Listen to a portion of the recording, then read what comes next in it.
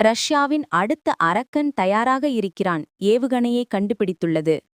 Russia தனது புதிய மூலோபாய ஏவுகணையாகிய 9M730 புரேவெஸ்னிக்கை நாட்டோ குறியீடு SSC-X9 ஸ்கைஃபால் வெற்றிகரமாக சோதித்ததாக அறிவித்துள்ளது. இது ஒரு அணுசக்தி உந்திவிசையால் இயங்கும் குரூஸ் ஏவுகணை என்பதால் வழக்கமான எரிபொருள் ஏவுகணைகளைப் போலல்லாமல் கிட்டத்தட்ட வரம்பற்ற வீச்சையும் யூகிக்க முடியாத விமான பாதையையும் கொண்டுள்ளது. சோதனையின் போது இந்த ஏவுகணை 14,000 கிலோமீட்டர் தூரம் பறந்து 14 மணி நேரம் வானில் இருந்ததாக ரஷ்யா உரிமை கோருகிறது.